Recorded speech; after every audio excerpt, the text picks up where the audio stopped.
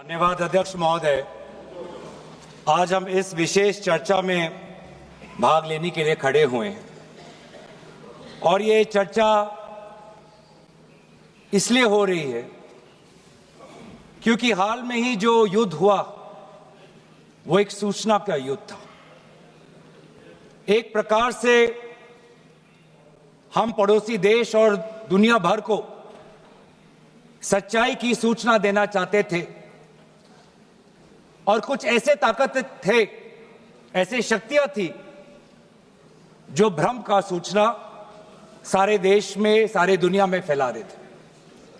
और इसीलिए इस चर्चा का विशेष मांग ये है कि आज सच्चाई सदन में आनी चाहिए, सच्चाई पहलगाम की आनी चाहिए, सच्चाई ऑपरेशन सिंदूर की आनी चाहिए, सच्चाई विदेश नीति की आनी चाहिए। और यही आज हमने सूचना का जो युद्ध की जो बात हम कर रहे हैं वो आज हमने आदरणीय राजनाथ सिंह के भाषण में सुना। बहुत से सूचनाएं दी उन्होंने, बहुत से जानकारी दी, लेकिन रक्षा मंत्री होने के नाते ये नहीं कहा कि पहलगाम में दहशतगर्द कैसे आए, ये नहीं कहा कि बेसारन में जहां पर 1000 लोग जाते हैं, खुशियां मनाते हैं, कैसे 5 दहशतगर्द वहां पर जाकर 26 लोगों की गोलियों से छलनी करते हैं। ये बात, ये सूचना रक्षा मंत्री ने नहीं दी। यही है सूचना का युद्ध कि इतनी जानकारी देते हैं कि कभी कभी सवाल पूछना भी भूल जाते हैं। और आज ये है हमारे विपक्ष का कर्तव्य कि हम सवाल पूछेंगे देश हित में, राष्ट्र हित में। आज देश ये जानना चाहता है कि वो 5 दहशतगर्द कैसे घुसे और उन दहशतगर्दों का भी मकसद था। पाकिस्तान से आए हुए वो दहशतगर्दों का क्या मकसद था? उनका मकसद था कि जम्मू कश्मीर की अर्थव्यवस्था को तनाव करना, विनाश करना।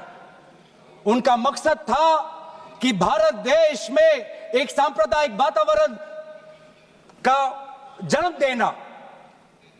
उनका मकसद यह था कि भारत और पाकिस्तान का एक हाइफिनेशन होना, यह था उनका मकसद। लेकिन सर, मुझे दुख है कि आज राजनाथ सिंह जी ने सैनिकों की बात तो की, लेकिन जो हमारे भारत की जो आवाम है, जो जनता है, जो उन्होंने पाकिस्तान के दहशतगर्दों का पूरी जो मंशा है उस पर उन्होंने पूरा नकारा और हम एकजुट रहे। हम, मुझे भारतीय होने का गर्व है। हमने देखा बेसारन में कि किस प्रकार से जम्मू और कश्मीर के लोगों ने पूरे देश भर से आए हुए जितने भी पर्यटक थे उनकी मदद की। हमने ये देखा कि किस प्रकार से देश भर के जो पर्यटक जो जम्मू कश्मीर में थे उन्होंने अपने जम्मू कश्मीर के भाइयों को धन्यवाद दिया। हमने ये भी देखा कि कैसी एक विधवा हिमांशी नरवाल ने कहा कि मैं नहीं चाहती कि मेरे जो पति जिसको लेके आज राजनीति हो रही है उसके शव पर देश में हिंदू मुसलमान की राजनीति हो, मैं नहीं चाहती। यह है हमारे देश की संस्कृति और यह था मंशा पाकिस्तान का।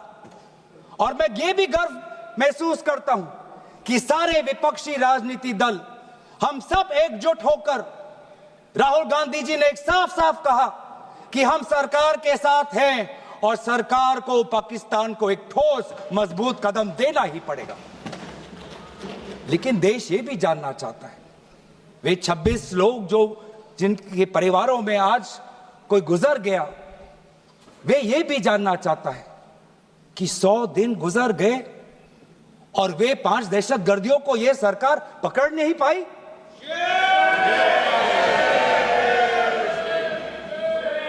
देश के वो लोग ये भी जानना चाहते हैं कि ये जो 5 दहशतगर्दे थे, दहशतगर्दी जो आए टेररिस्ट, निश्चय इनको किसी ने पनाह दी, निश्चय इनको किसी ने जानकारी दी निश्चय ये पूरा जो 1 घंटा का जो उन्होंने गोला बारूदी की, उसके बाद ये फरार हो गए।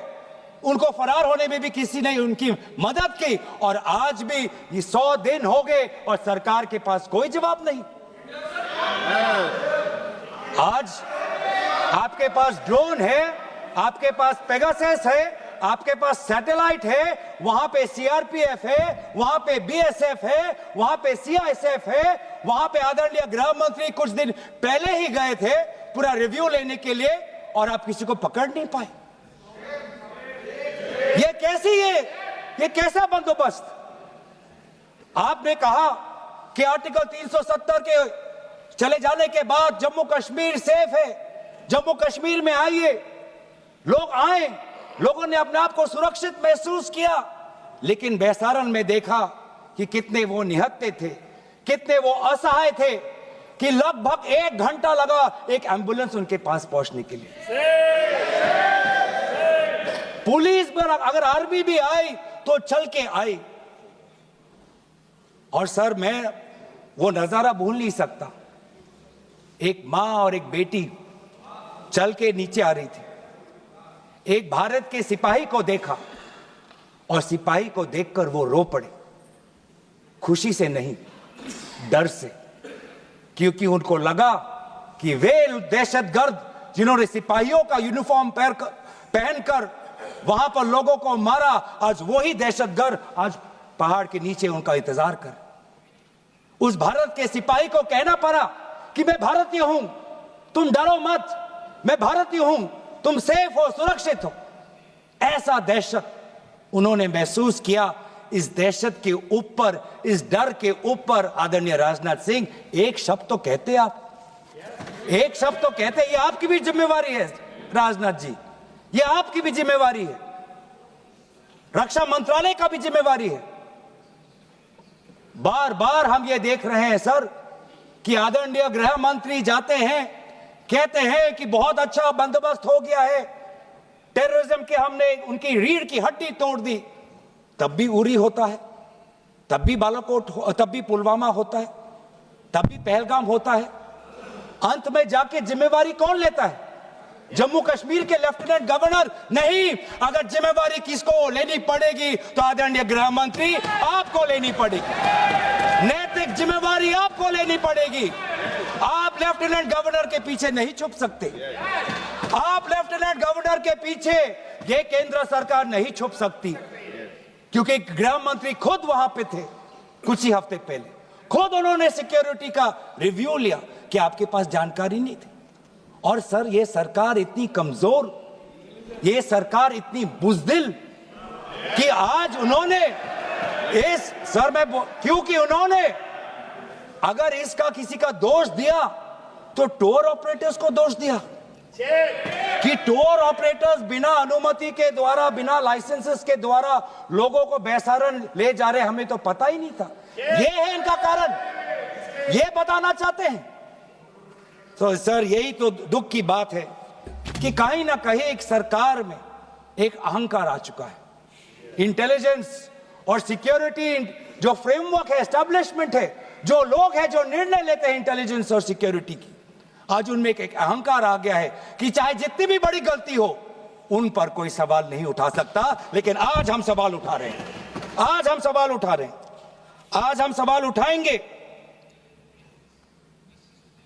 प्रधानमंत्री मोदी जी, आपको, आप सऊदी अरब में थे, आप जब वापस आते आपका पहला नैतिक कर्तव्य होता कि पहलगाम आप जाते, लेकिन आप पहलगाम नहीं गए, एक सरकारी कार्यवाही के लिए आप बिहार गए और चुनावी भाषण दिया। देश के मुखिया सऊदी अरब में थे, पूरा कार्यक्रम उन्हें संपूर्ण किया, वापस आए और वो पहलगाम भी नहीं जा पाए और बिहार में जाके चुनावी भाषण दे रहे। अगर पहलगाम में कोई गया तो हमारा नेता राहुल गांधी गया। अगर पहलगाम में जो लोगों की मृत्यु हुई उनके लिए अगर शहादत की मांग कोई कर रहा है तो हमारा दल का नेता राहुल गांधी कर रहा है।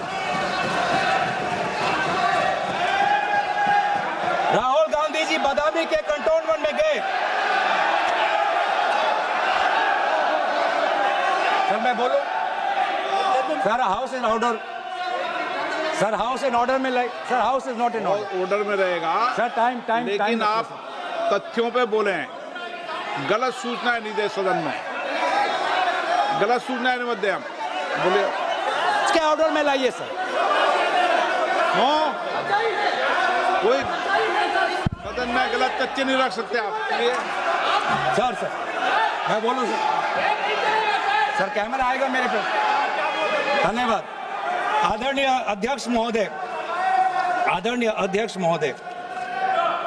अब बात आती है ऑपरेशन सिंदूर की। आज मैं राजनाथ सिंह जी का भाषण सुन रहा था। मुझे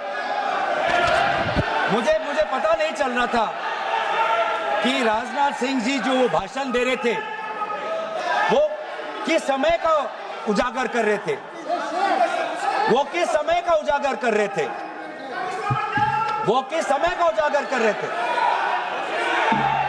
क्या वो 2016 के बाद क्या उन्होंने ये नहीं कहा कि हम घुस के मारेंगे और पाकिस्तान को आज वो उनका जो भी टेररिस्ट इंफ्रास्ट्रक्चर है उसको खत्म कर देंगे?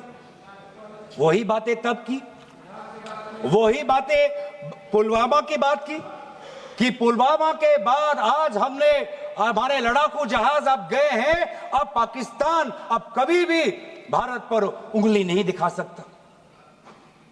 और उसके बाद आज दोबारा वही बातें कर रहे हैं, कि हम घुस के मारे, हमने ये किया, फलाना किया। और ये अब भी कह रहे हैं कि ऑपरेशन सिंदूर कंप्लीट नहीं हुआ, अधूरा है, क्योंकि कल को जाके दोबारा पाकिस्तान कर सकता है। ये खुद कह रहे हैं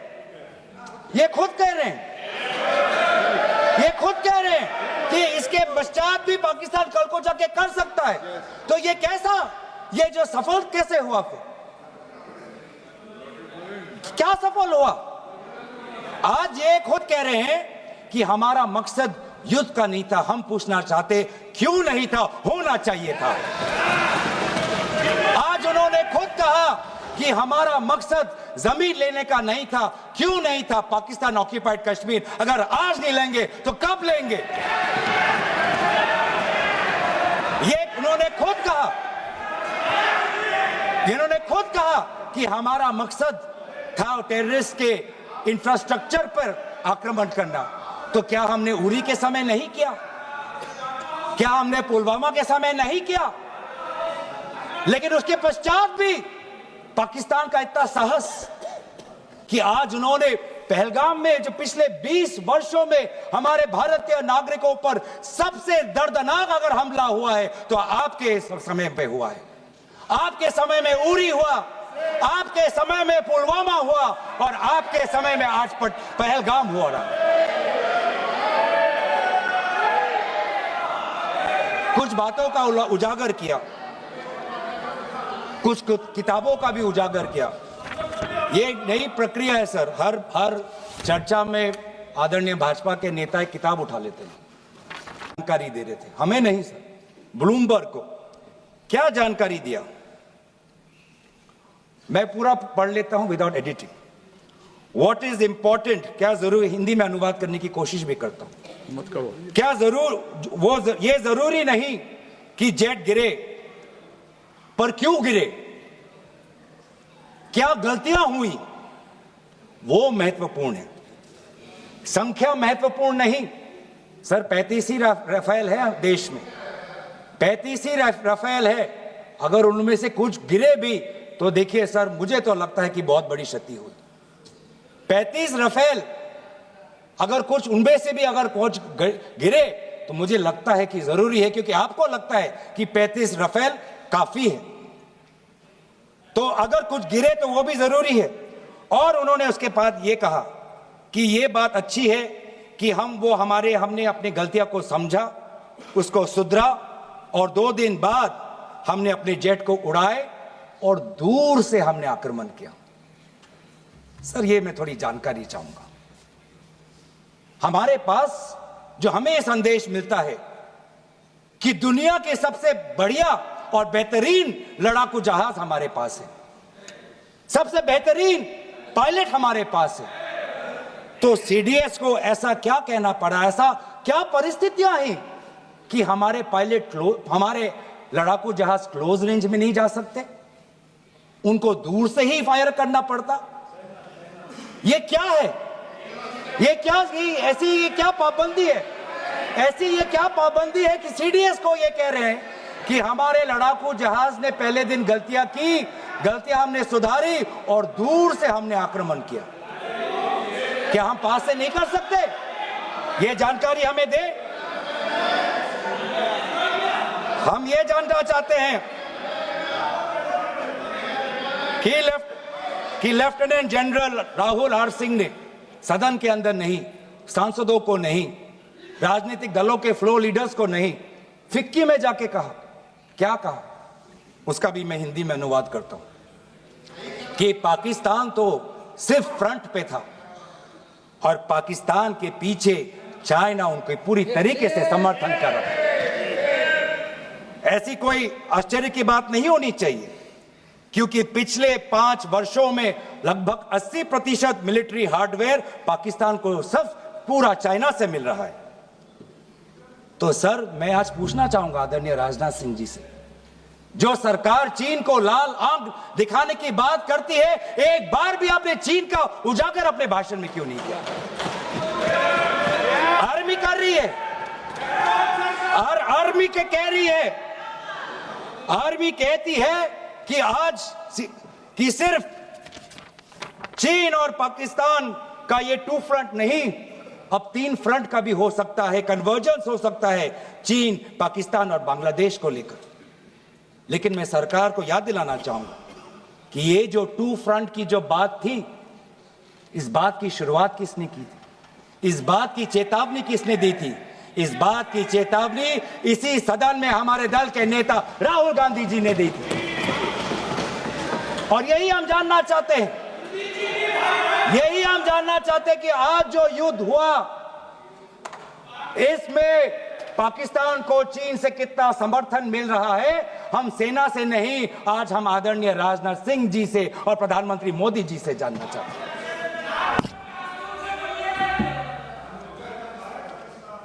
और सर, इंडोनेशिया में जो डिफेंस अटैचे है, उसने तो ताज्जुब की बात कह दी। उसने क्या कहा sir? India defence attache group captain Shiv Kumar ने, हिंदी में दोबारा अनुवाद करता हूं, कि भारत ने लड़ाकू जहाज खोए तो खोए इसलिए क्योंकि कुछ मिलिट्री टारगेट्स पर आक्रमण करने पर पाबंदी थी। क्यों? क्या पाबंदी थी? ऐसे क्या ये राजनीतिक कंस्ट्रेंट्स थे? आपने कहा कि 9 टारगेट पे हमने आक्रमण किया, लेकिन हमें यह भी सूत्रों से जानकारी और मीडिया में आया है, और लेफ्टिनेंट जनरल राहुल सिंह ने खुद कहा कि पहले 21 टारगेट्स चुने गए थे और 21 से फिर 9 हुए। क्यों हुए? क्यों हुए? आज मैं ये जानना चाहता हूं कि पिछले 20 वर्ष में सबसे घातक आक्रमण हमारे महिलाओं पर हुआ, हमारे बच्चों पर हुआ, भारत के आत्मा पर हुई। हमने सबने वो दहशत को अनुभव किया, हम सब एकजुट हुए, हमने पूरी तरीके से समर्थन प्रधानमंत्री मोदी जी को दी कि अब जाइए। और ऐसा एक माहौल बन चुका था कि देश किसी भी कीमत चुकाने के लिए तैयार था। पूरा देश प्रधानमंत्री मोदी जी के साथ था, विपक्ष प्रधानमंत्री मोदी जी के साथ था। और अचानक 10 मई के दिन पे हमारे राष्ट्रदूत कहते हैं कि हम पाकिस्तान पर हमला करेंगे, और शाम के 10 मई को सूचना आती है कि पाकिस्तान के साथ अब युद्ध पर हम परिणाम दे रहे हैं, सीज फायर हो गया। क्यों हुआ? हम आदरणीय प्रधानमंत्री मोदी जी से जानना चाहते थे, अगर पाकिस्तान वाकई में अपने घुटने टिकने के लिए तैयार था तो आपने क्यों रुका? आप क्यों रुके और किसके सामने आप झुके? किसके सामने आपने सरेंडर किया? किसके सामने आपने सरेंडर किया? वो अमेरिका के राष्ट्रपति जो 26 बार आज कह चुके हैं कि व्यापार को लेकर उन्होंने भारत और पाकिस्तान को सतर्क किया और दोनों को मजबूर किया कि वो इस जंग को छोड़े। 26 बार आज राष्ट्रपति ट्रंप खुद कहते हैं कि 5-6 जेट गिरे हैं। एक एक जेट करोड़ करोड़ अरब अरब रुपयों का है, मिलियंस एंड मिलियंस का है। इसलिए हम जानना चाहते हैं, आज हमें स्पष्ट रूप से आदरणीय राजनाथ सिंह जी बताएं, देश पर विश्वास करें, देश में वो साहस है सच्चाई सुनने की। आज आप बताएं कितने लड़ाकू जहाज गिरे। हमारे में वो साहस है, क्योंकि ये सूचना ये सच्चाई सिर्फ देश के नागरिकों के लिए नहीं, ये सूचना ये सच्चाई हमें देश के जवानों को भी देना है। आज उनसे भी झूठ कहा जा रहा है, उनके बीच में भी भ्रम फैलाया जा रहा है। हम उनकी जो सच्चाई है आज हम सदन के अंदर लाना चाहते हैं। और सर, बात में आती है विदेश नीति की। किस मुंह से हम कहें कि विदेश नीति आज सफल हुआ है? किस मुंह से कहें? ये आदरणीय राजनाथ सिंह जी, शंगीला में जो डायलॉग हुआ, उस डायलॉग में जो ड्राफ्ट जो आया, जिसको भारत सरकार ने नकारा, वो ड्राफ्ट बनाने में हमारे ही कुछ सहयोगी देश थे, जिनका नाम मैं नहीं लेना चाहूंगा। लेकिन ऐसे देश जिसको हम परंपरागत दोस्त हम मानते हैं, ट्रेडिशनल एलाइज मानते हैं, आज उन्होंने भी इंडिया और पाकिस्तान को हाइफिनेट कर दिया। और आप ये शब्दों के खेल से आप खुश हो कि ब्राजील के डॉक्यूमेंट में पाकिस्तान, ये जम्मू कश्मीर का पाकिस्तान का भी नहीं, ब्राजील के डॉक्यूमेंट में सिर्फ जम्मू कश्मीर में जो दहशतगर्दी हुई उसी की निंदा हुई, पाकिस्तान की निंदा नहीं हुई। पर आप उससे खुश हो? अगर आप उससे खुश हो तो मैं जानना चाहूंगा, जो $1 बिलियन का आर्थिक सहायता IMF ने दिया पाकिस्तान को, उस पर आपको क्या कहना है? हम जानना चाहेंगे, जो ADB एशियन डेवलपमेंट बैंक से 800 मिलियन का आर्थिक सहायता जो मिलेगा पाकिस्तान को, आज आप भारत उस पर क्या रवैया? वर्ल्ड बैंक का जो $40 मिलियन आ रहा है, और ये पैसा किसको जाएगा सर? पाकिस्तान की नेतृत्व उनकी जनता या उनकी चुनी हुई सरकार नहीं, पाकिस्तान की सरकार का जो रिमोट कंट्रोल है वो पाकिस्तान की सेना के पास है। तो ये सारा पैसा वहीं जाएगा जहां पर हमने मिसाइल गिराई। तो क्या इतना भी हम नहीं कर पाए? क्या इतना भी ताकत नहीं? क्या इतना भी विश्व गुरु में लोगों का विश्वास नहीं, देश अंतर्राष्ट्रीय नेताओं का विश्वास नहीं कि IMF का एड ना जाए पाकिस्तान के पास, वर्ल्ड बैंक का एड ना जाए पाकिस्तान के पास, ADB का एड ना जाए पाकिस्तान के पास? आप में इतना भी ताकत नहीं कि एक देश ने पाकिस्तान को टेरर स्टेट का दर्जा नहीं दिया। एक देश ने आज FATF financial action task force में, जिससे बहुत नियंत्रण पाकिस्तान पे पड़ती थी, आज उससे वो 2022 में निकल आई ग्रे लिस्ट में। क्या वो डालेंगे? तो इसीलिए आज हम ये मांग करते हैं कि सरकार अब डरिए मत, सच्चाई से डरिए मत। उस दिन भी देश सरकार के साथ दहशतगर्दी के खिलाफ खड़ा था, विपक्षी दल सरकार के साथ खड़े हैं, और आज भी दहशतगर्दी के खिलाफ सच्चाई के पक्ष में देश और विपक्ष आज सरकार के साथ। आप हमें अपना दुश्मन ना समझे, हम सरकार के दुश्मन नहीं हैं, हम अपने देश के पक्ष में बोल रहे हैं, जवानों के पक्ष में बोल रहे हैं। पर आप हमें कृपया सच्चाई देने का हमें वो सम्मान दीजिए। सच्चाई सुनने का अधिकार हमारा है, और जितने बार आप झूठ और भ्रम फैलाएंगे, हम उतनी बार आपको पूछते जाएंगे कि आपने क्या किया। और इसीलिए आज मैं खड़ा हूं। अपेक्षा बहुत की थी कि पहलगाम का उजागर होगा, आदरणीय गृह मंत्री नैतिक जिम्मेवारी लेंगे, राष्ट्रीय सुरक्षा सलाहकार नैतिक जिम्मेवारी लेंगे और प्रधानमंत्री मोदी जी कहेंगे क्यों उन्होंने ऑपरेशन सिंदूर जो अंतिम अंजाम था। हमें तो मीडिया में सुनते हुए ऐसा लगा कि हम कराची में उठेंगे। मीडिया में हमारे भारत की मीडिया जो जिनको सूचना आपसे ही मिलती है, उनका ये सुनने में लगा कि आज तो हम फतह करके ही रहेंगे, लेकिन पता चला कि नहीं, कहीं ना कहीं हमारे पैर डगमगा गए और जो अंतिम परिणाम था उससे पीछे हम हट गए। हमें पीछे नहीं हटना, हमें आगे बढ़ना है सच्चाई के साथ, लोकतंत्र के पक्ष में। इन्हीं बातों के साथ मैं अपना पक्ष समाप्त करता हूं। धन्यवाद। जय हिंद।